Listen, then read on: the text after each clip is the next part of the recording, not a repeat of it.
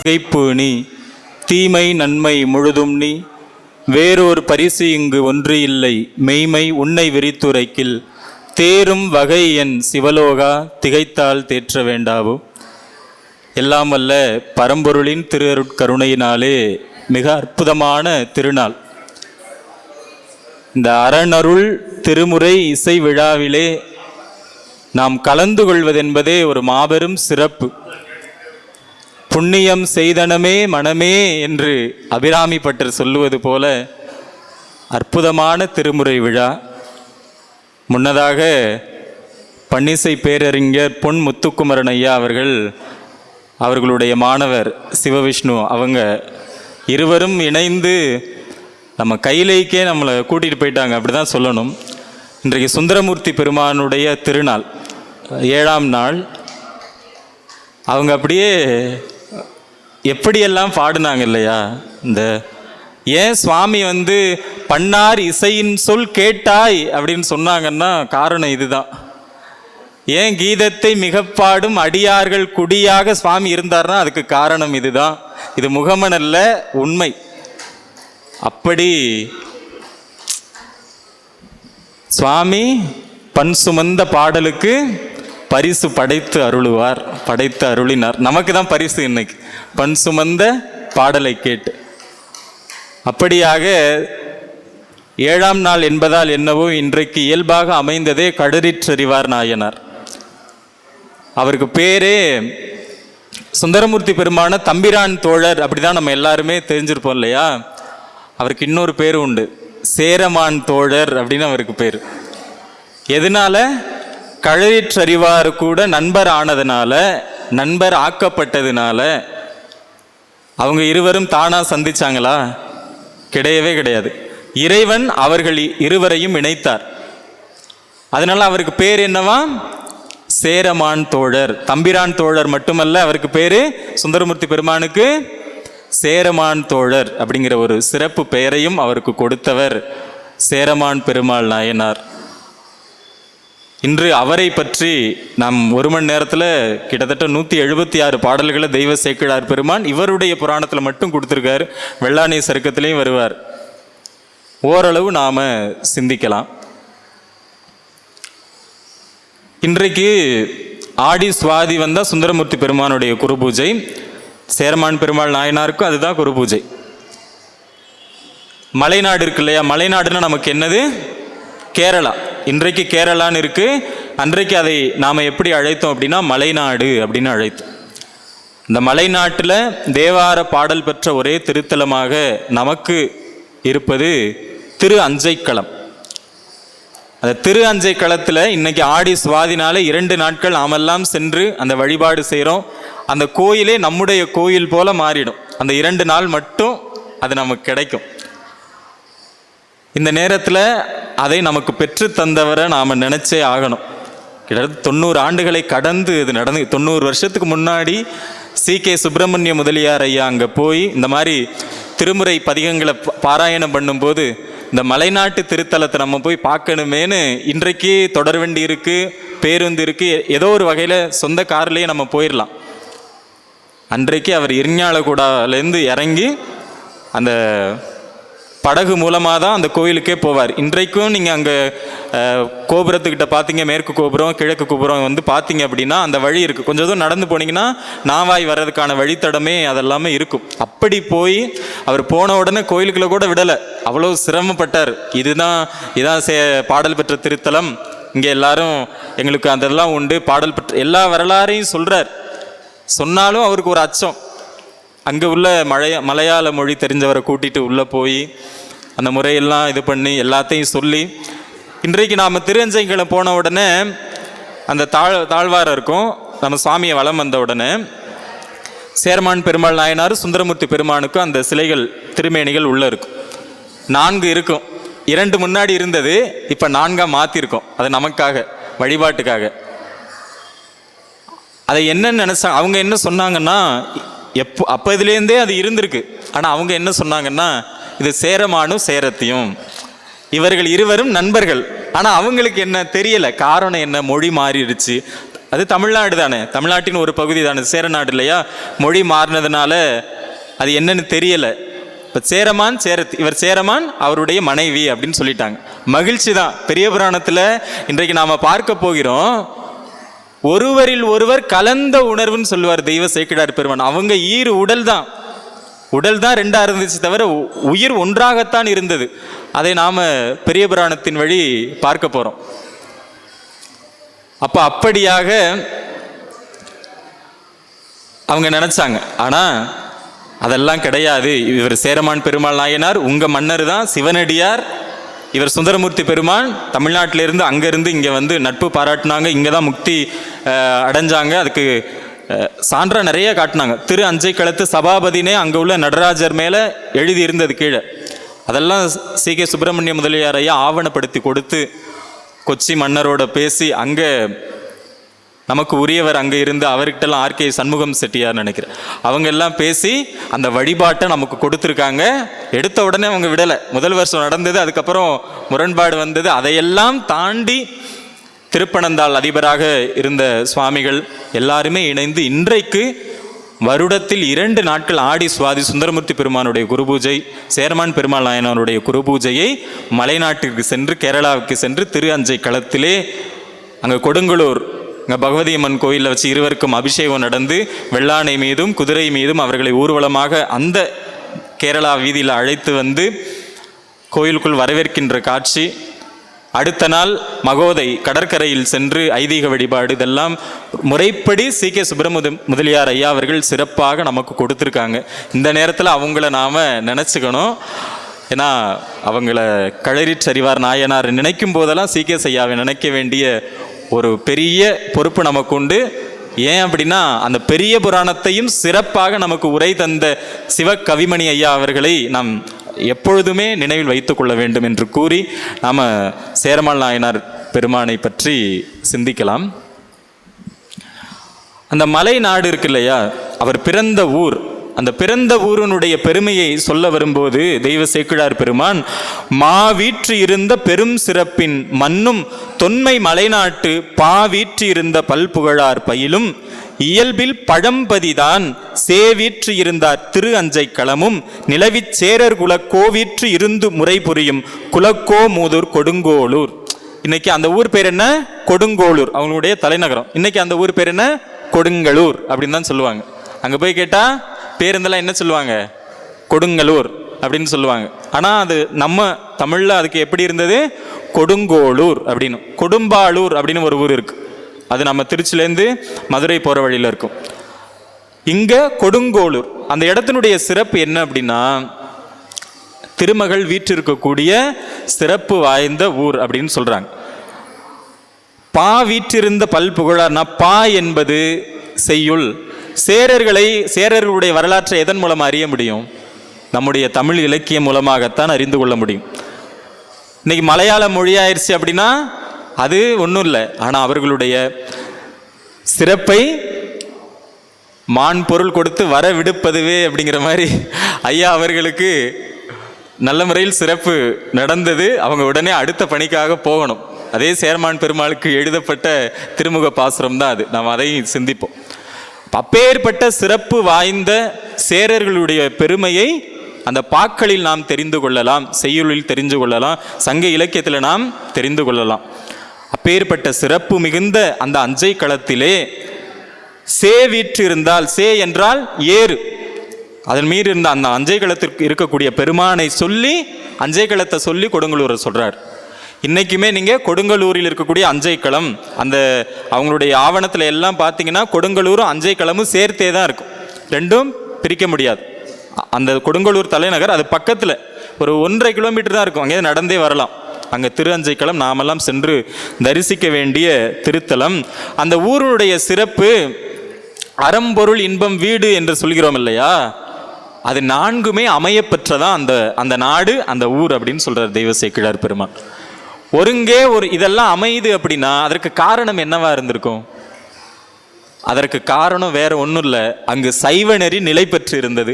சைவ நெறி நிலை பெற்று இருந்தால் எல்லாம் அங்கு சிறப்பாக இருக்கும் என்பதற்கு இந்த களரிச்சரிவார் நாயனாருடைய புராணத்தில் வரக்கூடிய இந்த பாடல் சான்று. மிக்க செல்வம் மனைகள் தோறும் விளையும் இன்பம் விளங்குவன. அறம்பொருள் இன்பத்துல முதல்ல எதை சொன்னாரு? இன்பத்தை சொல்றார். பக்கம் நெருங்கு சாலை தோறும் பயில் சட்ட அறங்கள் பல்குவன. அறம் சொல்லிட்டார் இல்லையா? தக்க அணிகொள் மடங்கள் தோறும் சைவ மேன்மை சாற்றுவன. அங்க நிறைய சிவ மடங்கள் இருந்திருக்கு. இன்றைக்கு நாம அன்றைய விழாவுக்கு போகும்போது மட்டும்தான் அடியார்கள் எல்லாம் அந்த இடத்தெல்லாம் நம்ம எடுத்து வாடகைக்கு எடுத்து அங்கே அமுது செய்கிறது எல்லாம் சிறப்பாக நடக்குது. சீகேஸ் ஐயாவுடைய அந்த வழியில் வர்றவங்களும் அதுக்காக செய்கிறாங்க. ஆனால் அன்றைக்கு அது எப்படி தான் இருந்திருக்கு? அங்கே சைவ மடங்கள் தான் நிறைய இருந்திருக்கு.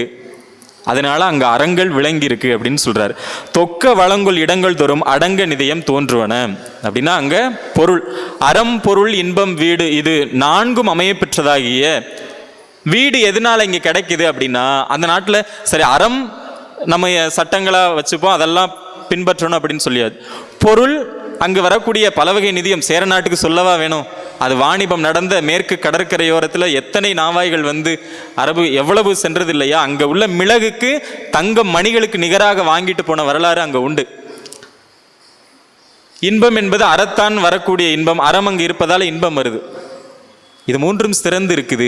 வீடு எதனால வருதுன்னு சொல்லும் போது அழகா சொன்னாரு, சைவ மேன்மையை தான் அங்க வீடு என்று குறிக்கிறார். சைவம் தான் வீட்டை தரவல்லது, முத்தியை தரவல்லது என்பதாக இங்க சொல்றார். இவருடைய சிறப்பு என்ன அப்படின்னா, சேர நாட்டுல அரசரா வரக்கூடிய அத்தனை பேருக்கும் என்ன பேர் சொல்லுவாங்க? சேரமான் பெருமாள் அப்படின்னு அவங்க பேர்.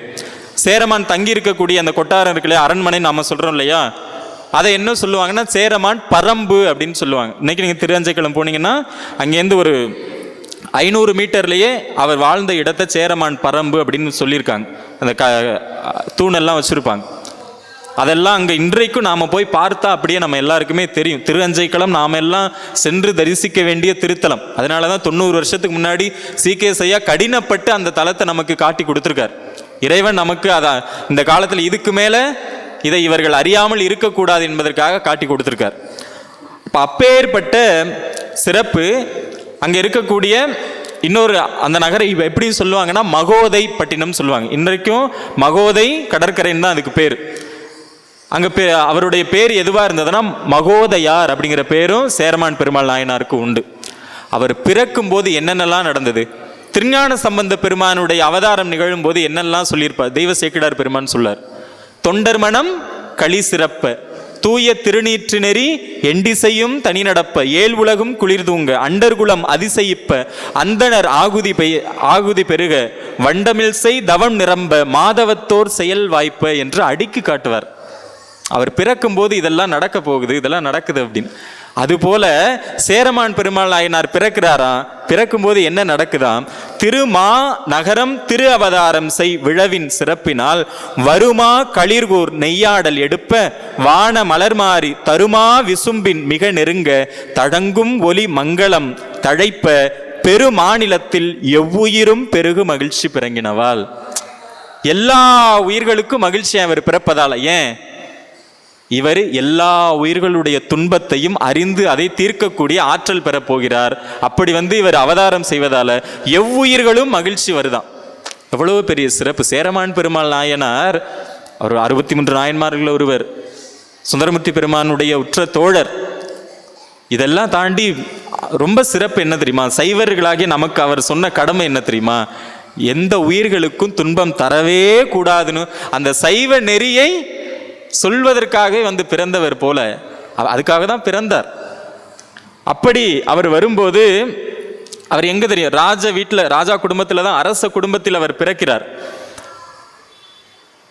ராஜாவுக்கு தூரத்து சொந்தமா இருந்தாலே, ஒரு அமைச்சருக்கு தூரத்து சொந்தமா இருந்தாலே என்ன ஆகுது நமக்கெல்லாம்? யாரோ தூரத்து சொந்தம்னு சொல்லுவாங்க, ஆனா ஒண்ணுமே தெரியாது. இவருக்கு அவரை தெரியாது, அந்த அமைச்சருக்கு இவர் யாருன்னே தெரியாது. ஆனா நான் சொன்னா கேட்பாரு, நான் சொன்னா கேட்பாருன்னு சொல்லுவாங்க. இவர் அரச குடும்பத்தில் பிறந்தவர். ஆனா இவர் என்ன தெரியுமா சொன்னார்? உலகின் இயல்பும் அரசு இயல்பும் உறுதி அல்ல. காரணம் என்ன?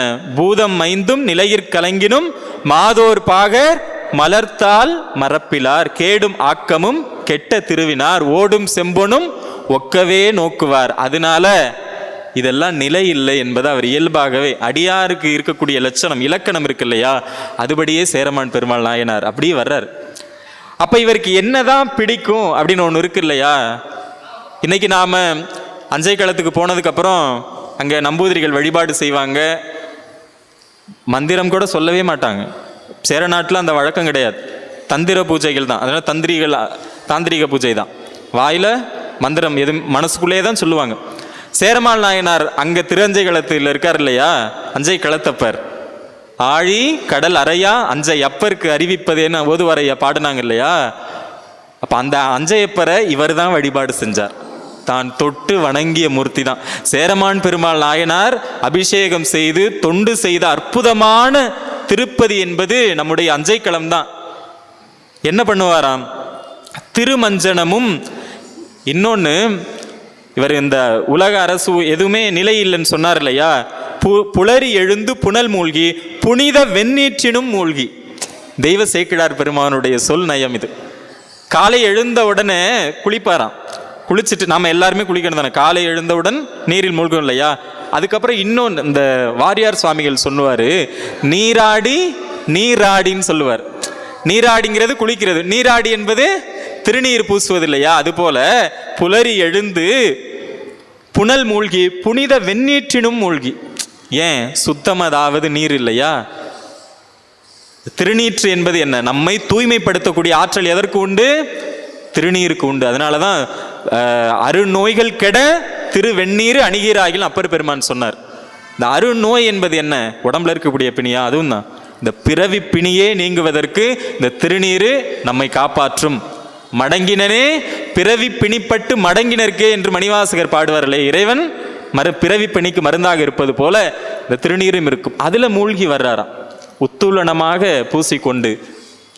நாமெல்லாம் சைவர்கள், நம்ம பெரியவங்கள்லாம் இப்படி தான் காட்டியிருக்காங்க. இந்த ஆன நீற்று கவசம் அடைய புகுமின்கள் வானவூர் கொள்வோம் நாம் மாயப்படை வாராமை. மாயப்படையிலிருந்து தப்பிக்கணும்னா திருநீற்றை கவசமாக, கங்காளன் பூசும் கவச திருநீற்றை மங்காமல் பூசி மகிழ்வீரே யாமாகில் தங்கா வினைகளும் சாரும் சிவகதி சிங்காரமான திருவடி சேர்வரே.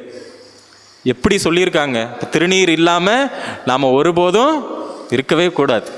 அப்படி திருநீற்றினுள் மூழ்கி அவர் என்ன செய்கிறாராம், திருமஞ்சனமும் கொணர்ந்து திரு அழகும் இட்டு திருமெழுக்கு வரும் அன்புவுடன் இன்பு உற சாத்தி மற்றும் உள்ள திருப்பணிகள் பெருமை பிறங்கச் செய்து அமைத்து பேணும் விருப்பில் திருப்பாட்டும் ஒருமையின் நெறியின் உணர்வு வர ஓதிப்பணிந்தே ஒழுகுனார். என்ன பண்ணுவாரா, அப்பர் பெருமானுடைய வாக்கு தான், நிலை பெறுமாறு எண்ணுதியல் நெஞ்சே நீவா நித்தலும் எம்பிரானுடைய கோயில் புக்கு புலர்வதமும் மெழுக்கிட்டு அழகிட்டு இதெல்லாம் ஒவ்வொரு வரிசையாக சொல்லுவாங்க இல்லையா. அவங்களுக்கு திலகவதியார் அம்மையார் சொல்லி கொடுத்தது இல்லையா. அதுபோல திரு அஞ்சை களத்தில் இருக்கக்கூடிய அந்த கோயில் எல்லாம் இவர் திருப்பணிகள் செய்கிறார். தினசரி இதுதான் இவருக்கு பணி, இதுதான் திருத்தொண்டு. உள்ள போவார், அழகிடுவார், பெருக்குவார், மெழுகிடுவார், சாணத்தால் மெழுகிறது, மலர்கள் எல்லாம் பறிச்சுட்டு வருவார். திருமஞ்சனம் தீர்த்தம், இன்னைக்கு திருஅஞ்சை களம் போனீங்கன்னா அந்த எங்கேயோ வெளியிலேருந்து எடுத்துகிட்டு வர மாட்டாங்க, நம்பூதிரிகள் வருவாங்க, உள்ளேயே குளம் இருக்குது, அதில் நீராடிட்டு வருவாங்க. கருவறைக்கு பக்கத்திலேயே கிணறு இருக்கும், அதுலேருந்து அவங்களே நீர் எடுத்து அவங்களே அபிஷேகம் பண்ணுவாங்க. இந்த முறை இன்றைக்கும் உண்டு. அதுபோல நம்ம சேரமான் பெருமாள் நாயனாரும் வருகிறார், அப்படி எல்லாமே செஞ்சுக்கிட்டு ஒன்று ஒன்றா செய்கிறாராம். இந்த அலைகிடுதல் மெழுக்கிடுதல்னா 3 வகையாக நாம் தொண்டு செய்கிறது உண்டு. மனம், வாக்கு, காயம். காயத்தால் இதெல்லாம் முதல்ல செய்கிறார். அதன் பிறகு என்ன செய்கிறார் அப்படின்னா, பேணும் விருப்பில் திருப்பாட்டும். இந்த திருப்பாட்டும்னு இங்கே தெய்வ சேக்கிழார் பெருமான் களரிற்றறிவார் நாயனார் புராணத்தில் ஏன் வச்சாரு? சுந்தரமூர்த்தி பெருமானுடைய பதிகங்களை நாம் என்ன சொல்லுவோம், திருப்பாட்டுன்னு சொல்லுவோம். எவ்வளவு பெரிய அற்புதமான குறிப்பு இல்லையா. இவர் திருப்பாட்டு பாடுனா சுந்தரமூர்த்தி பெருமானுக்கும் சேரமான் நாயனார் பெருமானுக்கும் வேறுபாடே காட்டக்கூடாதுன்னு தெய்வ சேக்கிழார் பெருமான் அவர் பாடுவதை பதிகம் என்று கூட சொல்லாமல் திருப்பாட்டு என்றே சொல்கிறார். ஆலய வழிபாடு நாம் செய்யும் போது நமக்கு பெருமானுக்கு பதிகம் பாடணும். கோயில் ஒரு ஆலயத்துக்கு சென்றால் திருத்தொண்டு செய்யணும், உழவார பணி என்று சிறப்பாக பெரியவர்கள் வச்சுருக்காங்க. நாம் உழவார பணிக்கு தான் போகணும் இல்லை, நம்ம ஒரு கோயிலுக்கு போனாலே அன்றை கூட அங்கே இருக்கக்கூடிய ஏதோ ஒரு குப்பைகளை எடுத்து போடுறதும் தொண்டு தான். உழவார பணி அன்னைக்கு மாசத்துல ஒரு நாள் மட்டும் உழவார பணிக்கு போயிட்டு வரணும் அப்படின்னு மட்டும் அது போகணும், சிறப்பு. ஏன்னா ஒரு கோயிலை முழுமையா திருப்பணி செய்திட முடியும், திருத்தொண்டு செய்ய முடியும். ஆனா நாம எப்பொழுதெல்லாம் ஆலயத்துக்கு செல்கிறோமோ அப்பொழுதெல்லாம் நிச்சயமாக யாராவது ஒரு ஆள், நம்ம தான் போட்டிருப்போம், நிச்சயமா அதை எடுத்து போடணும்.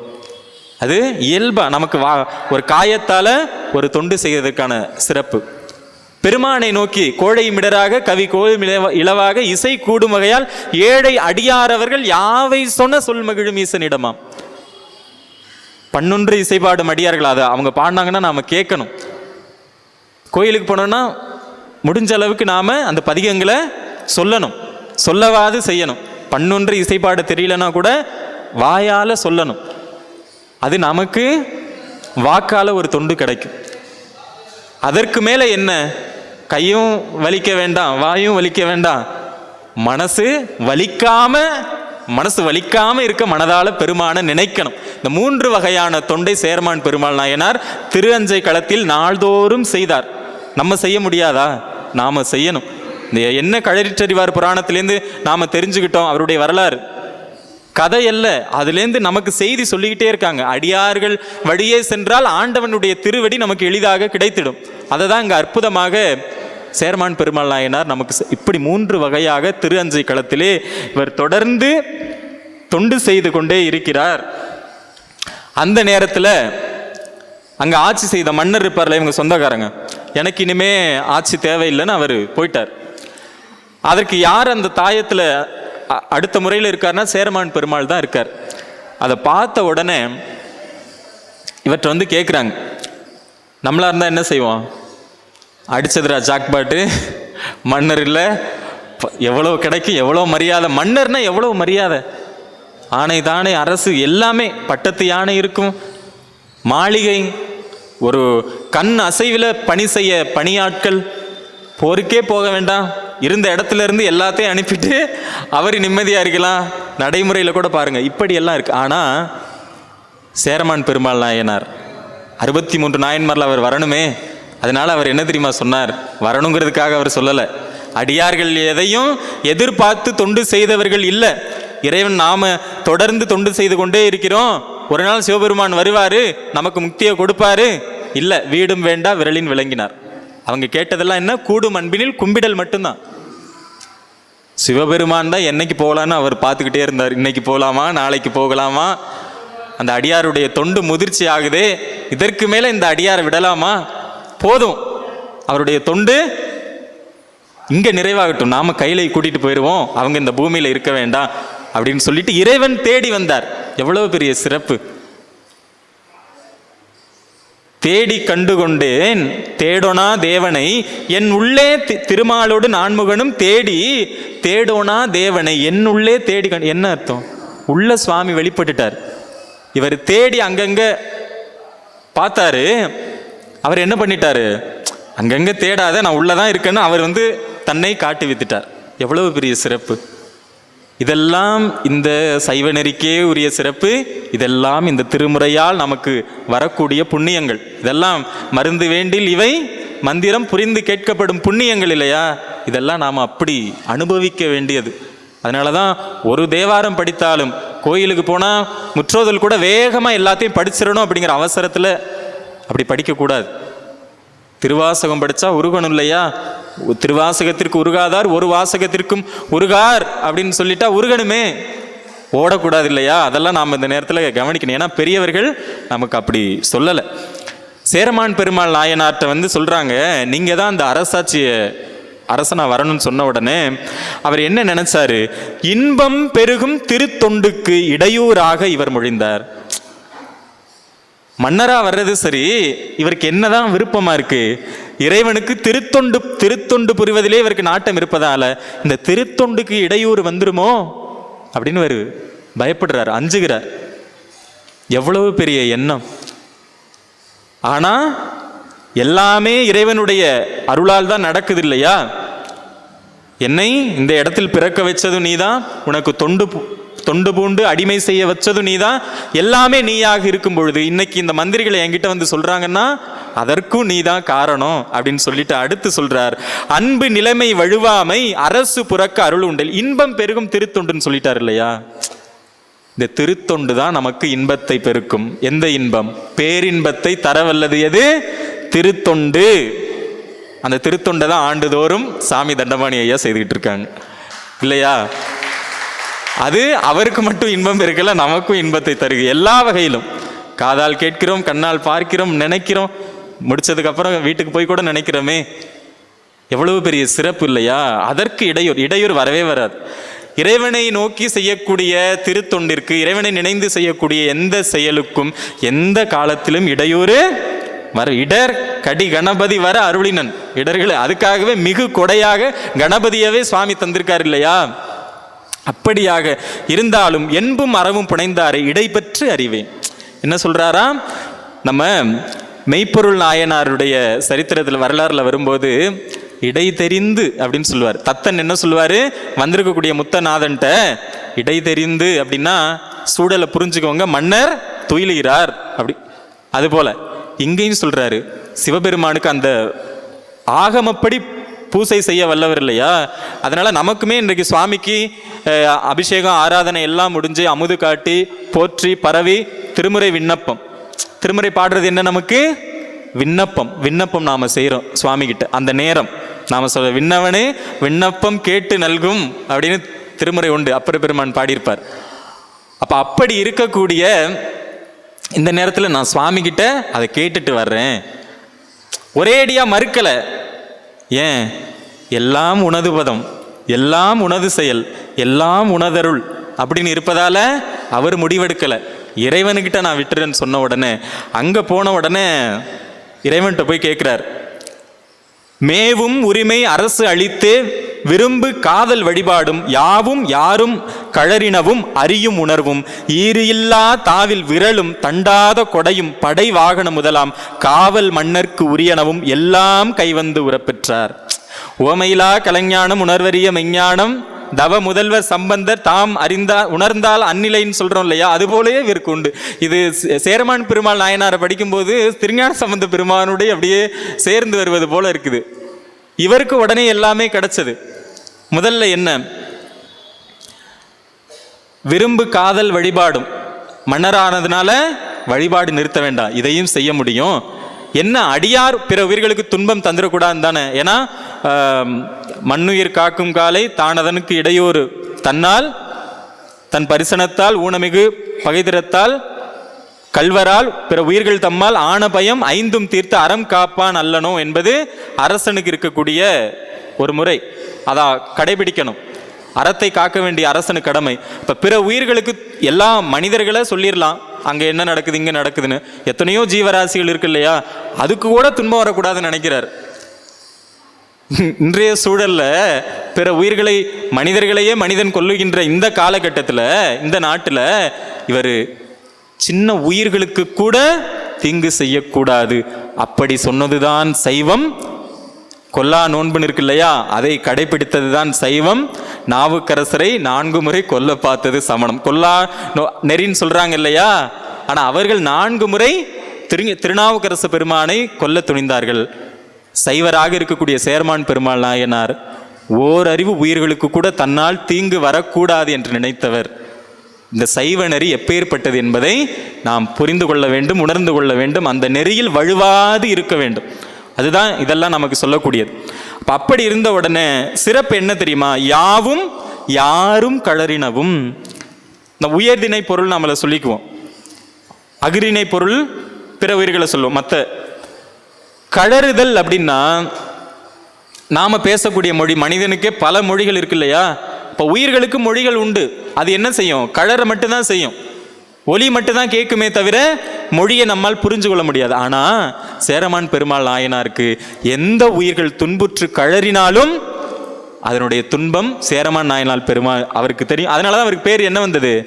கழறிற்றறிவார். கழறுவதை அவர் அறிந்து கொள்வதால் அவருக்கு பெயரே சிறப்பு பெயராக எது வந்தது? சிறப்பு பெயர் தான் இன்னைக்கு வர வருது, கழறிற்றறிவார் நாயனார் என்று.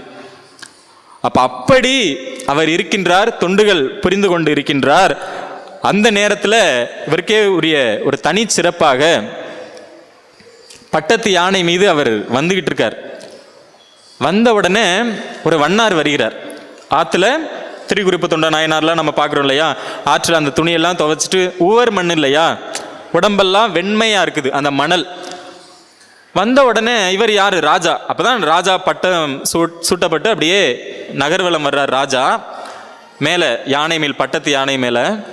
இவரை பார்த்த உடனே அந்த யானையினுடைய கழுத்து மேலே உட்காந்துருல, மேலேருந்து கீழே இறங்கி ஓடி வந்து துணி துவைச்சிட்டு வந்தவர் அவர் காலில் விழுந்து வணங்கிட்டார். அவர் இப்படியே பயந்து நடுங்கி அவர் சொல்றார், சேரர் பெருமான் தொழக்கண்டு சிந்தை கலங்கி முன் வணங்கி யார் என்று அடியேனை கொண்டது அப்படின்னு கேட்கிறாரு. யாருன்னு நினைச்சிங்க என்ன? அடியேன் அடி வண்ணான் அப்படின்னு சொல்றாரு. நீங்க நினைக்கிற மாதிரி நான் அவ்வளோ பெரிய ஆள் இல்லை, நான் யாரும் இல்லை, அடியேன் அடி வண்ணான் அப்படின்னா நாம என்ன நினைச்சிருப்போம்? ஆஹா, ஒரே அசிங்கமா போச்சுப்பா, நம்ம யாரோன்னு நினச்சி போய் இவர் தான். சில பேர் நம்ம சொல்கிறது பதவியில் இருக்கவங்க யாருன்னு தெரியாது, அவங்களுக்கு உதவியாளராக இருக்கக்கூடியவர் தான் நிறைய அங்கங்கே பேசுவார் இல்லையா, அவரை பார்த்துட்டு அவற்றையே நாம் என்ன போய் சொல்லுவோம், இவர் யாருன்னு தெரியுமா, எவ்வளோ பெரிய ஆள் தெரியுமா, எவ்வளோ பெரிய ஆள்கிட்ட இருக்கார் அப்படின்னு சொல்லிட்டு அவற்றையே நாம் போய் சொல்லிட்டு இருப்போம், பார்த்துருக்கவே மாட்டோம். இங்கே மன்னர் வணங்கியாச்சு, எல்லாரும் பார்க்குறாங்க. அவர் யாருன்னு நினச்சிங்க, அடியேன் அடி வண்ணான் அப்படின்னு சொல்கிறாரு. உடனே இவருக்கு ஏதோ ஒரு குற்ற உணர்ச்சி இல்லை, ஆகா தெரியாமல் வணங்கிட்டோமே, ஒரு அசிங்கமாக நினைக்கல, எதுவுமே நினைக்கல. அதற்கு அடுத்து அவர் சொன்ன பதில் தான் அற்புதம். சேரர் பிரானும், சேரர் பிரான் ஏன் சொல்றாங்க, மன்னர், சேர நாட்டு மன்னர் என்பது சொல்வதால அடிச்சேரன் அடியேன் அப்படின்னு சொல்றார். அவர் அடியேன் அடி வண்ணான் அப்படி, இவர் அடியேன் அடிச்சேரன், நான் அடியவன் தான். அதுக்கப்புறம் சொல்றாரு, திருநீற்றின் வார வேடம் நினைப்பித்தீர் வருந்தாது ஏகும். எனக்கு திருநீற்று வேடத்தை நினைவுபடுத்தினீங்க இல்லையா, இந்த திருநீர் வச்சுட்டு போகணும். நாமெல்லாம், நமக்கு மட்டும் புண்ணியம் இல்லை, காண்பவர்கள் அத்தனை பேருக்கும் புண்ணியம் இந்த திருநீற்றை நாம பூசிக்கொள்வதால. காண இனியது நீர், கவினை தருவது நீர், பேணி அணிபவர்க்கு எல்லாம் பெருமை கொடுப்பது நீர், மானம் தகைவது நீர், மதியை தருவது நீர், சேனம் தருவது நீர். ஏன்? இது திரு ஆலவாயான் திருநீர் என்பதால் இது எல்லாவற்றையும் தருகிறது. அப்படியாக திருநீற்று வேடத்தை நினைப்பித்தீர் வருந்தாது ஏகும். வருத்தப்படாம நீங்க போங்க. ஏன்? மன்னர் பவனி வரும்போது ஒரு இடையூறு ஏற்பட்டதாக இருக்குது.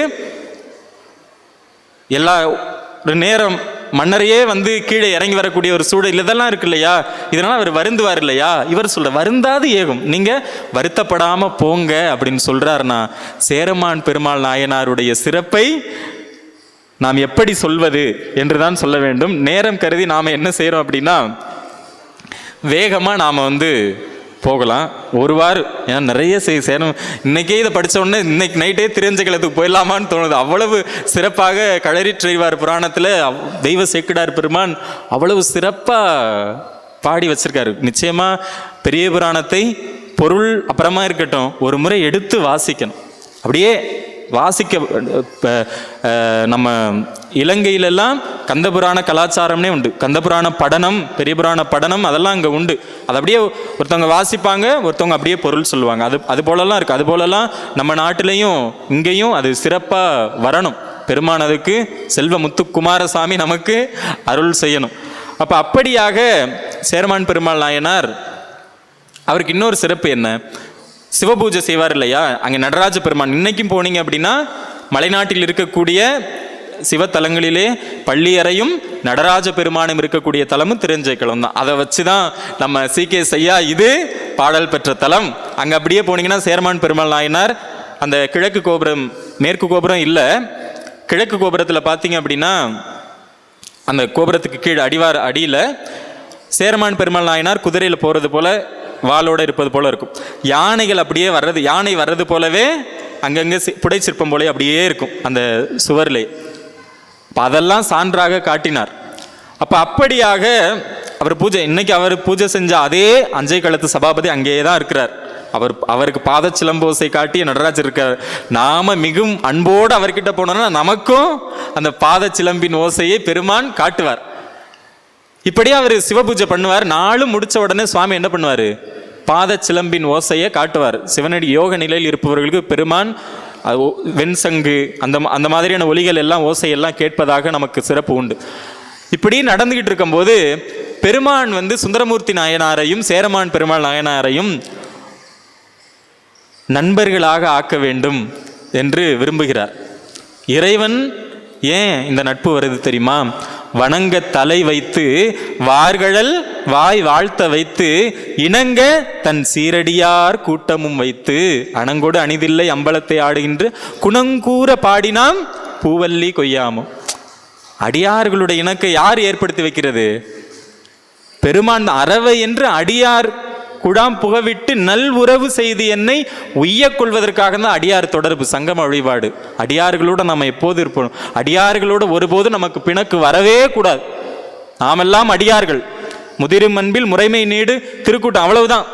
சரிங்களா? வெவ்வேறு பெயர்கள் அங்கங்கே ஊருக்கு நாயன்மார்களுடைய பெயர்களிலே சிறப்பாக திருக்கூட்டம் இருந்தாலும் நாமெல்லாம் அடியார்கள், அன்பர்கள், இறைவனுக்கு அன்பு பூண்டவர்கள், அடிமை பூண்டவர்கள் என்பதை நாம் நினைவில் வைத்துக் கொள்ள வேண்டும். அப்போ அப்படியே செஞ்ச உடனே ஒரு நாள் தாமதப்படுத்திட்டார். எந்த நேரத்தில்? சுந்தரமூர்த்தி பெருமான் அங்கே தில்லைக்கு போகிறார். ஒதுவா மூர்த்திகள் ஐயா பாடினாங்க இல்லையா, 5 பேர் அறியும் கண்களே கொள்ள, அதை நம்ம சிறப்பாக சொல்லுவோம். ஆனால் என்னை அதைவிட கவர்ந்த பாடலாக இருப்பது தென்னிலா மலர்ந்த வேணியாய் உன் திருநடம் கும்பிடப்பற்று மண்ணிலே வந்த பிறவியே எனக்கு வாலிதாம் இன்பமாம் என்று கண்ணில் ஆனந்த அறிவினீர் சொரிய கைமலர் உச்சிமேல் குவித்து பண்ணினால் நீடி அறிவரும் பதிகம் பாடினார் பரவினார் பணிந்தார் அப்படின்னு சொல்றாரு இல்லையா. மனித பிறவியும் வேண்டுவதை இம்மாநிலத்தின் அப்பர் பெருமான் சொன்னார் இல்லையா. அதுபோல மண்ணிலே பிறந்த இந்த பிறவியே எனக்கு வாலினா தூய்மையானதுன்னு சொல்றாரு. பிறப்பை அந்த ஊனடைந்த உடம்பின் பிறவியே தான் அடைந்த உறுதியை சாருமால் என்ன பண்ணணும்? தேன் அடைந்த மலர் பொழில் தில்லையுள் மாநடம் செய் வரதர் பொற்றால் தொழ ஊனடைந்த உடம்பின் பிறவியே தான் அடைந்த உறுதியை சாரும். அங்கே போனால் நம்மளால திரும்பி உடனே வர முடியுதா? தில்லைக்கு அவரை பார்த்துட்டு அந்த எல்லையை உடனே கடக்க முடியுதா? அந்த அபிஷேகத்தை, அவன் தேரில் வரக்கூடிய அழகையும், தேருளாவிய தில்லை சிற்றம்பலவனார் இல்லையா அவர், அவ்வளவு சிறப்பு. இவர் பார்த்துட்டு தென்னிலா மலர்ந்த வேணியாய் அந்த காட்சி இருக்கு இல்லையா. மடித்தாடு மடிமைக்க நன்றிய மனநேனி வாழும் நாளும் தடுத்தாட்டி தருமனார் தமர் செக்கில் இடும்போது தடுத்து ஆட்கொள்வார். கடைசி நேரம் கூட விட மாட்டாரு. நிலந்தன் மேல் வந்து அருளி நீள் கடல்கள், ஏன் நீண்ட கரமா நீள் கடல்களை ஏன் வரணும்? அவ்வளவு தூரத்தில் நாம் இருக்கோம். இருந்தாலும் அவர் விடுறதா இல்லை, பிடிச்சி நம்மளை இழுக்க தான் பார்க்குறார். அப்போ அப்படியாக அந்த பாத சிலம்பின் ஓசை காட்டாமல் இருக்கோன்னே இவர் உடனே இதுக்கப்புறம் நான் உயிரோடு இருக்கவே மாட்டேன், இந்த உடம்பை கொண்டு நான் இனிமேல் என்ன செய்யறதுன்னு சொன்ன உடனே வேகமாக அந்த பாத சிலம்பு ஓசையை காட்டினாரா சுவாமி. வாள் எடுத்து நாட்டிக்கொள்ள போகிறார். உடனே பாத சிலம்பின் ஓசையை ரொம்ப வேகமாக இசைப்பித்தாரா சுவாமி. ஏன்னா குங்குளிய கலைஞ நாயனாரோட புராணத்தில் அந்த செஞ்சடையப்பர் இருக்கார் இல்லையா, திருப்பனந்தாரில் தாடகைக்காக அப்படி வணங்கி தலை வணங்கி பூசை செய்யும் போது ஏற்றுக்கொண்டார் இல்லையா பெருமான். நாம் எல்லாரும் அவரை தலை வணங்குறோம், அவர் தலை வணங்க பார்க்குறாரு நமக்கு. அதனால தான் அன்பருக்கு அன்பனே அப்படின்னு அவரை வந்து சொல்லலாம். சிவன் அவன் நம் பெருமான் தானே, உரிமை கூற நமக்கு வருது வார்த்தைகள். அப்போ அப்படி இல்லையா, குங்குளிய கலைநாயனார் மன்னர் எல்லாம் யானை சேனையெல்லாம் பூட்டி இழுக்கிறாங்க, ஒன்றும் ஆகலை. இவர் போய் ஒரு சுருக்கு சுவாமி மேலே, இன்னொரு இது அவர் கழுத்து மேலே நேர்வார் போல அப்படி இழுக்க தான் போனாராம். அடியாருக்கு துன்பம் வந்துடும் உடனே சாமி நிமிர்ந்துக்கிட்டாராம். அப்பேற்பட்ட பெருமான் இல்லையா. அடியார்களுடைய இந்த ஒற்றுமை எப்படி இருக்கு பார்த்தீங்களா? ஒருவருடைய வரலாறு அப்படி. ஏன்னா எல்லாரும் ஒரே சாமியை தான் கும்பிட்டாங்க, ஒரே இறைவன் தான் அவர், ஒரே 5 எழுத்து தான், அதனால் எல்லாம் ஒன்று போல தான் இருக்குது. அப்போ அப்படி சொன்ன உடனே சுவாமி சொல்கிறாராம், அவன் எல்லா இடத்துலையும் இருக்கக்கூடியவன் தானே, எல்லா இடத்துலையும் நீக்கமர நிறைந்து இருக்கக்கூடிய பரம்பொருள் அல்லவா. அந்த பரம்பொருள் வந்து சொல்லுதான், மன்றினிடை நம் கூத்து ஆடல் வந்து வணங்கி வன்தொண்டன் ஒன்றும் உணர்வால் நம்மை போற்றி உரைசேர் பதிகம் பாடுதலால் நின்று கேட்டு வர தாழ்த்தோம். எங்க அவர் நின்று கேட்டாராம். என்ன தெரியுமா சிறப்பு? திருமுறை பாடினா சுவாமி நின்று கேட்பார். அதை தான் இங்க தெய்வ சேக்கிழார் பெருமான் நமக்கு சொல்றார். திருமுறையை நாம சொன்னா பாடுனா சுவாமி அங்க வந்து நிற்பார். எங்கெல்லாம் திருமுறை ஒலிக்கின்றதோ அங்கெல்லாம் பெருமான் எழுந்தருள்வார். திருமுறையோடு சுவாமி எப்போதுமே இருப்பார். எவ்வளவு பெரிய செய்தி, பெரிய புராணம் சர்வ சாதாரணமாக நமக்கு சொல்லிட்டு போறார். இவர் சொல்றாராம், நின்று வர தாழ்ந்தோம். அங்க பதிகம் பாடினாரு. இன்னொரு குறிப்பும் சொல்லிட்டாரு, நீ பதிகம் பாடணும் அப்படின்னு சொல்றாரு. தில்லைக்கு வந்தா எனக்கு நீ பதிகம் பாட வேண்டி இருக்கும் அப்படின்னு ஒரு குறிப்பாகவே இங்க சுவாமி அவருக்கு சொல்றாரு. சொன்ன உடனே இவருக்கு, ஆஹா, இப்படி ஒரு அடியாரா, சுவாமியவே நிறுத்தக்கூடிய இவர் எங்கும் இருக்கக்கூடியவர் தானே, 2 பேரையும் நட்பாக்கணும் இல்லையா? ஐயாவுடைய அனுமதியோடு ஒரு 10 நிமிடம் கூடுதலாக 7:40க்கு நிறைவு செய்யலாம். ஏன்னா இப்போதான் வந்திருக்கோம். அப்போ அதனால அடியார்கள் கொஞ்சம் பொறுத்துக்குவீங்க அப்படின்னு நினைக்கிறேன். விண்ணப்பம் தான், நினைக்கல, விண்ணப்பம். அப்போ அப்படியாக உடனே இவர் என்ன பண்ணார், திருஅஞ்சைகளத்தினாதரை வணங்கிட்டு கிளம்பிட்டார். அம்மா சொல்கிறோம் இல்லையா, திருவாரூரில் ஆழித்தேர் வித்தகன் வரப்போகிறார், விழா நடக்குது. எப்போதுமே அங்கே விழா இல்லையா, விழாமல்கு திருவாரூர் இல்லையா? அப்போ அப்படி சொன்ன உடனே இவர் கிளம்பி போயிட்டாராம். அங்கே போன உடனே இங்கே பாதச்சிலம்போசை இங்கே வணங்குறார் அஞ்சைகளத்து சபாபதியை. எங்கே போகிறார் இவர்? தில்லைக்கு போகிறார். ஆரா ஆசை ஆனந்த கடலுள் திளைத்தே அமர்ந்து அருளால் சீரார் வண்ண பொன் வண்ண திரு அந்தாதி. இவர் தில்லைக்கு வரும்போது சுந்தரமூர்த்தி பெருமான் திருவாரூருக்கு போயிட்டார். இங்கே ஒரு பாதம் பார்த்தா இன்னொரு பாதத்தை, அங்கே இடப்பாதம், இங்கே பார்த்தா வலப்பாத தரிசனம் அங்கே உண்டு இல்லையா? அங்கே அவர் வீட்டுக்கு போயிட்டார், பறவையார் மாளிகைக்கு அவர் போயாச்சு. அப்போ இங்கே வந்த உடனே இவர் என்ன பாடுறாராம், பொன்வண்ண திரு அந்தாதி அப்படின்னு என்ன சொன்னார் இல்லையா? பதிகம் பாடினதுனால தான் நான் தாமதமாக வந்தேன். இப்போ இவர் வந்த உடனே ஒரு பதிகத்தை பாடிட்டார். அவரை பார்த்த உடனே அதை சொல்கிறாரு, ஏத்தி பணிந்தார் பருவ மழை பொழியும் காரால் நிகர்க்க அரிய கொடை கையார் களறிற்றறிவார். இவருக்கு இருக்கக்கூடிய பெரிய சிறப்பு என்ன தெரியுமா? சிவபெருமானே இவரை பருவ கொன்மு படியன பாவலர்க்கு உரிமையின் ஒருமையின் உதவி ஒளிதிகள் குருமா மதிபுரை குலவிய குடைக்கில் செருமா உகைக்கும் சேரலன் காண்க என்று சிறப்பு கொடுக்கப்பட்ட நாயனார் சேரமான் பெருமாள் நாயனார். இறைவன் கைப்பட எழுதியதில் இவருடைய பெயர் உண்டு. அது எப்படி கொடுத்தாரு? பருவ கொன்மு படியன, பருவ மழை போல, பருவ மேகத்தை போல, அது மழை போல அருள் செய்யக்கூடிய, தொண்டு செய்யக்கூடிய, கொடை புரியக்கூடிய களறிற்றறிவார் என்று சிவபெருமான் சொன்னார். அது அப்படியே தெய்வ சேக்கிழார் பெருமான் அங்க அதனால தான் பருவ கொன்மு படியன அப்படின்னு சிவபெருமான் சொன்னார். திருத்தொண்ட தொகையிலே சுந்தரமூர்த்தி நாயனார் சொல்லும்போது எப்படி சொன்னாரு? கார் கொண்ட கொடை களறிற்றறிவார்க்கும் அடியேன் அப்படின்னு சொன்னார். தெய்வ சேக்கிழார் பெருமான் இங்க வந்து எப்படி சொல்லிட்டாரு? பருவ மழை பொழியும், அப்படியே அதுக்கு விளக்கம் சொல்லிட்டார். விளக்க வந்தது தான் இல்லையா? திருத்தொண்ட தொகையை விளக்க வந்தது தான் இல்லையா? விரித்து சொல்ல வந்தது தான் இல்லையா பெரிய புராணம்? அதனால இப்படி சொல்லிட்டார். அப்படின்னா என்ன பொருள்? பருவமழை எப்படி பருவத்தோடு அது பெய்யும் பொழுதுதான் உயிர்களுக்கு இன்பம். பருவம் பொய்க்காது அந்த மழை பொழியும் இல்லையா? கோடை காலத்தில் பருவமழை போல பெஞ்சா ஏதாவது பயன் உண்டா? கேடு வந்துடும். பருவ காலம் மாறினா உயிர்களுக்கு தீங்கு நேரக்கூடிய ஒன்று உண்டு. அப்படி தொண்டு செய்யக்கூடிய, உதவி செய்யக்கூடிய, கொடை புரியக்கூடிய களறிற்றறிவார் எங்க தில்லையில வச்சு சொல்றாரு. அப்படி இவர் பாடின உடனே சுவாமி என்ன சொல்றாராம்? தம்பிரானார்க்கு எதிரின்று, சுவாமிக்கு எதிரே அம்பலக்கூத்தனுக்கு எதிராக சேரமான் பெருமாள் நாயனார் நின்று தமிழ் சொன்மாலை கேட்பிக்க உம்பர் வாழ நடமாடும் ஒருவர் அதற்கு பரிசில் என செம்பொன்மணி திருமுன்றில் எடுத்த செய்ய பாதம் திருச்சிலம்பின் இம்பர் நீட எழுந்த ஒளி தாமும் எதிரே கேட்பித்தார். இவர் தமிழ் கேட்பித்தார் இறைவனுக்கு. அவர் தன்னுடைய பாத சிலம்போசையை அதுக்கு பரிசாம். தமிழ் பாடியதற்கு பெருமான் கொடுக்கக்கூடிய பரிசு என்ன? தன்னை தான் தருவார். விண்ணிற்கு அளப்பில் கீதம் சொன்னார்க்கு அடிகள் தான் அருளுமாறு இல்லையா? அப்ப அப்படியாக இவர் பொன்வண்ண திரு அந்தாதியை சுவாமிக்கு கேட்பிக்கிறாரு, சுவாமி இவருக்கு பாத சிலம்போசையை கேட்பிக்கிறார். அதனால வரைக்கும் பூஜை முடிச்சு கேட்டவர் நேரா எங்கேருந்து அந்த ஓசை வருமோ அங்கேயே வந்து கேட்டார். எவ்வளவு பெரிய சிறப்பு! இன்னொன்று, இந்த பாட்டுக்கு பரிசு இருக்கு இல்லையா? பேரூர் புராணத்தில் வரும். சுந்தரமூர்த்தி பெருமான் பேரூருக்கு போவார் பட்டி பெருமானை வணங்குவதற்கு. அவர் பள்ளு படலத்தில் இருக்கும். நாட்டியத்தன் குடி போலவே அங்கேயும் வயக்காட்டுக்கு போயிடுவாங்க, வருவார். திரும்பி வந்த உடனே சுவாமி என்ன பண்ணுவார்? நடனம் ஆடுவார். இவர் பதிகம் பாடுவார், நடனம் ஆடினார். சுந்தரமூர்த்தி பெருமான் கேட்பதாக இருக்கும், எனக்கு பொண்ணும் பொருளும் கொடு. சுவாமி என்ன சொல்வார்? அதெல்லாம் இங்கே தர முடியாது அப்படின்னு சொல்லிவார். என்ன பாட்டு பாடுன இது? ஏன்னா பிறவா மேலை சிதம்பரம் முத்தி அருளக்கூடிய இடம். இங்கே பிறவா புலின்னு ஒன்னே இருக்கு, அதனால பொருள் தர முடியாது. அப்போ பரிசு என்னுடைய திருநடனத்தை தான் பார்த்தி, அதுதான் உனக்கு பரிசு அப்படின்னு சொல்வதாக அங்கே இருக்கும். அதுபோல் இங்கு சேரமான் பெருமாள் நாயனாருக்கு அதே ஒற்றுமை, தன்னுடைய தோழர். சரி, இவ்வளவு சொல்லிக்கிட்டு இருக்கோம் இல்லையா? தோழர் ஆனதை சொல்லி நாம நிறைவு செய்யலாம். அப்படி இங்க தில்லையுள் வணங்கி திருஆரூருக்கு செல்றார். திருஆரூர்ல யார் இருக்காங்க? தியாகராஜா, ஆரூரா, தியாகேசா அங்க இருக்காரு இல்லையா? அங்கதான் யார் இருக்குது? எந்த இருப்பது மாரூர் அவர் எம்மையும் ஆழ்வரோ கேளீர். எவ்வளவு பெரிய சிறப்பு! சுந்தரமூர்த்தி பெருமான் ஆரூருக்கு போகும்போது கேட்டார் இல்லையா? அங்கதான் இருக்கார், திருமணம் பண்ணி வச்சாச்சு, அங்க வாழ்ந்துகிட்டு இருக்கார். இவர் வந்த உடனே வணங்க போறார், அவரும் வணங்க வருகிறார். எப்படியாம்? வந்து சேரர் பெருமானார் மன்னும் திருஆரூர் எய்த அந்த நாளர் பெருமானும் அரசர் பெருமான் வரப்பெற்று சிந்தை மகிழ எதிர்கொண்டு சென்று கிடைத்தார். சேரலனார் சந்த விரைத்தார் வன்தொண்டர் முன்பு விருப்பினுடன் தாழ்ந்தார். ரெண்டு பேர் வணங்குகிறார்களாம். எப்படி? நாவுக்கரச பெருமானும் காழி பிள்ளையாரும் வந்தவுடனே நீங்க முதலா நாங்க முதலான்னு வணங்குறாங்க இல்லையா?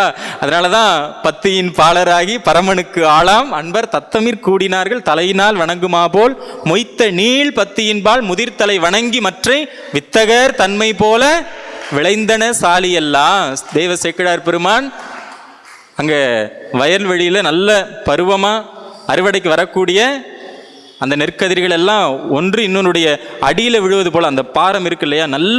நல்ல முதிர்ச்சியான நல்ல பயன் தரக்கூடிய நெல் இல்லையா? அதெல்லாம் ஒன்றை ஒன்று அப்படியே அதனோட அடியிலே போய் விழுகிறது போல இருக்கும். இந்த சிவனடியார்களும் ஒருவர் கண்டா என்ன செய்வாங்களாம்? மொய்த்த நீள் பத்தியின் பால் முதிர் தலை, அன்பினுடைய முதிர்ச்சி, இதெல்லாம் பக்குவமுடைய அடியார்கள் என்னெல்லாம் செய்வாங்க அப்படிங்கிறத ரொம்ப அழகா பெரிய புராணம் நமக்கு சொல்லுது. அதுபோல இவங்க ரெண்டு பேரும் அப்படி வணங்கிக்கிறாங்களாம். வணங்கி வந்த உடனே அந்த நட்பு இல்லையா? புணர்ச்சி பழகுதல் வேண்டாம் உணர்ச்சி தான் நட்பாம் கிழமை தருன்னு வள்ளுவர் பெருமான் சொல்றாரு இல்லையா? நம்ம ரொம்ப நாள் எப்போதுமே பார்த்து பேசிக்கிட்டே இருக்க வேண்டாம். அந்த உணர்ச்சி அதை தான் நட்பிற்கே உரிய சிறப்பாக அது இங்க நடக்குது. முன்ன பின்ன ரெண்டு பேரும் பார்த்துக்கிட்டாங்களா? இவர் சேர நாட்டு மன்னர் அப்படின்னு ஒரு நட்பு வச்சுக்கிட்டா நல்லதுன்னு இவர் நினைப்பாரா? இவர் தம்பிரான் தோழர். சுவாமியே நீ தவ வேடம்லாம் இருக்கக்கூடாது, ராஜா போல எப்போதும் இரு, என்னுடைய நண்பர். அவர் தலைக்கு தலைமாலை அணிந்ததுன்னு அப்படின்னு இவர் கேட்டார். ஆனா இவர் எப்படி இருக்க சொன்னாரு? ராஜா போல நீ இருக்கணும், எப்போது ராஜா தான் நீ. தியாகராஜாட்ட போனா நாம எல்லாம் ராஜா மாதிரி தான் இருப்போம். அததான் சுந்தரமூர்த்தி பெருமானுக்கு நடந்தது. அப்படியாக வந்த உடனே முன்பு பணிந்த பெருமாளை தாமும் பணிந்து முகந்தெடுத்து, இந்த உச்சி முகந்தர் குழந்தைக்கு செய்வாங்க இல்லையா? இந்த நட்பு பாருங்க. முன்பே சேரமான் பெருமாள் நாயனார் முன்பே அடியில் விழுந்து விட்டார், அவரை தூக்கி முகந்து கொண்டு இவரும் அப்படி எடுத்து, அது எப்படி இருக்குதான்? அன்பு பெருக தழுவ விரைந்து அவரும் ஆர்வத்தோடு தழுவ இன்ப வெள்ளத்து இடை நீந்தி ஏறமாட்டாது அலைவார் போல. ஒரு இன்பம் வந்ததா அந்த நட்பு சேர்ந்த உடனே. அது வெள்ளத்துக்குள்ள விழுந்தா கரையேற முடியாம தவிப்போம் இல்லையா? இவங்களும் அந்த வெள்ளத்துக்குள்ள இன்ப வெள்ளத்துக்குள்ள விழுந்தாங்க, கரையேற முடியாம அலைவார் போல. எவ்வளவு அப்படின்னா அவங்க ரெண்டு பேருக்கு இருக்கக்கூடிய நட்பு எவ்வளவு சிறப்பா! இறைவன் தரக்கூடிய நட்பு அப்படித்தான் இருக்கும். இறைவனால் வரக்கூடிய அத்தனையும் சிறப்பு தான். அப்படி இருக்காங்களாம். அது எப்படியா? என்பும் உருக உயிர் ஒன்றி உடம்பும் ஒன்றாம். நான் ரெண்டு உடம்புன்னு சொன்னேன், ஆனா இங்க தெய்வ சேக்கிழார் எப்படி சொன்னாரு?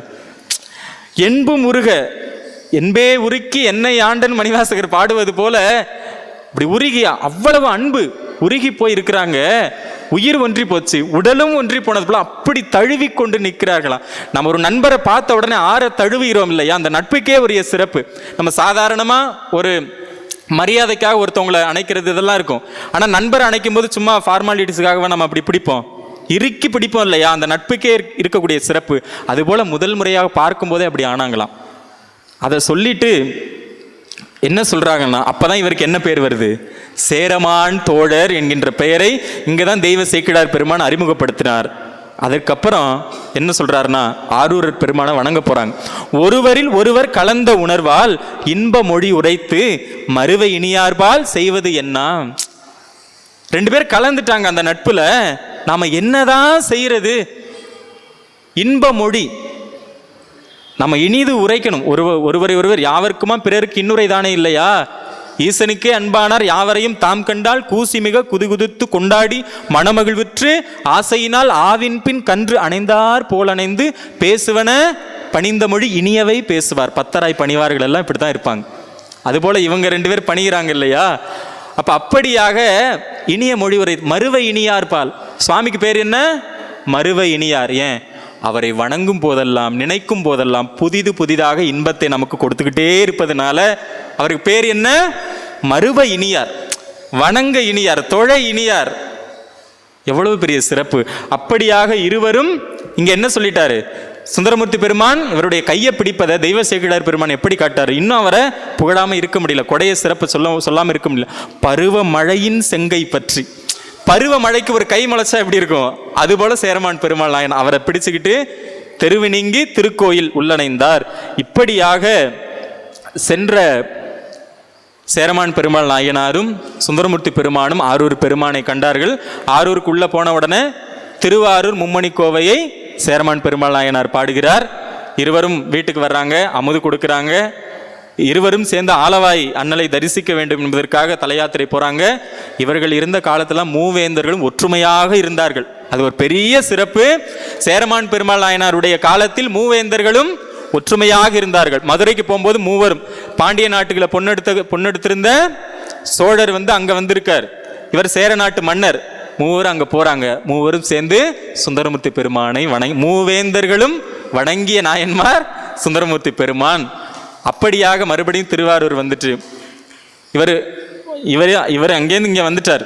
மறுபடியும் என்ன பண்ணிட்டாரு? நான் உங்கள் வீட்டுக்கு வந்தேன், நீங்கள் எங்கள் வீட்டுக்கு வாங்கன்னு சேரமான் பெருமாள் நாயனார் சுந்தரமூர்த்தி பெருமானை அழைத்து கொண்டு தன்னுடைய சேர நாட்டுக்கு கொடுங்கலூருக்கு போகிறார். அவர் வந்த உடனே அவங்க எல்லாருக்கும் ஒரே மகிழ்ச்சி. இது என்ன, இவர் யாரு, இதனுடைய சிறப்பெல்லாம் என்ன அப்படின்னு சொல்லும்போது சேரநாட்டு மக்கள் சொல்கிறாங்களாம், இன்னைக்கு மலையாள மொழியாக போச்சு. ஆனால் இவர் வந்த உடனே பட்டத்து யானை மீது சுந்தரமூர்த்தி பெருமானை அமர வைத்து இவர் சேரமான் பெருமாள் நாயனார் பின்னாடி ஏறி வெண்சாமரம் வீசிக்கொண்டு போகிறார்.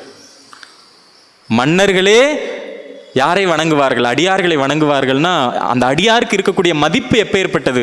நாமெல்லாம் அடியார்னா எப்படி இருக்கணும் அப்படிங்கிறத இந்த நேரத்தில் கொஞ்சம் உணர்ந்து கொள்ள வேண்டும் என்பதையும் கூறிக்கொண்டு என்ன சொன்னாங்க அப்படின்னா, இதை மட்டும் சொல்லி நிறைவு செய்யலாம், நிறையா இருக்குது, அதனால் முழுமையெல்லாம் சொல்ல முடியாது. எவ்வளவு நேரம் கொடுத்தாலும் முழுமையாக சொல்லி முடிக்க முடியாது. இதை மட்டும் சொல்லி அந்த நாட்டு மக்கள் சேரமான் பெருமாள் நாயனாரை என்ன சொன்னாங்கன்னா, தொழுது திளைத்து புறம் போந்து தோன்ற பண்ணும் பிடிமேல் பார் முழுதும் ஏத்த நம்பியை முன்பு ஏற்றி பின்பு தாம் ஏறி பழுதில் மணி சாமரை வீசி பைம்பொன் மணி மாளிகையில் வரும்பொழுது மருகில் இருபுடையும் மிடைந்தார் வாழ்த்தி போல்கின்றார்.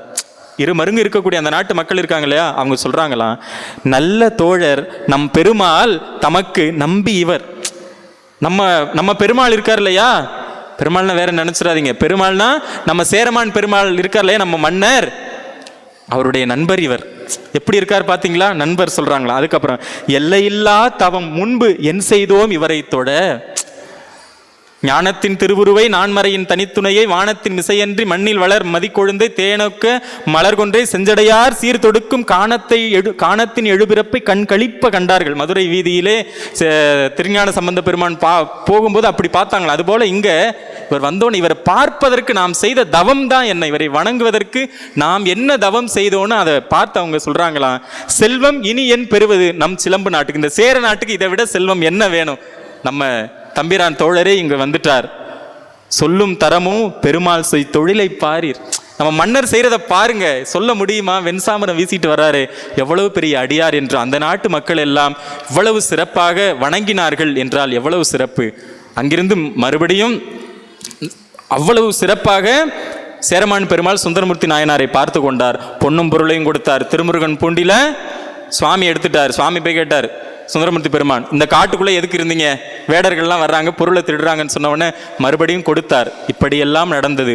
நிறைவாக திருவாரூருக்கு வந்துட்டு மறுபடியும் சேரமான் பெருமாள் நாயனார் அங்கு திரு அஞ்ச களத்துக்கே சென்று தலைக்கு தலைமாலை அணிந்து மத யானை நிற்க எருதி இதெல்லாம் கேட்ட உடனே சுவாமி வெள்ளானை அனுப்பித்தார். இந்திரன் மால் பிரமன்.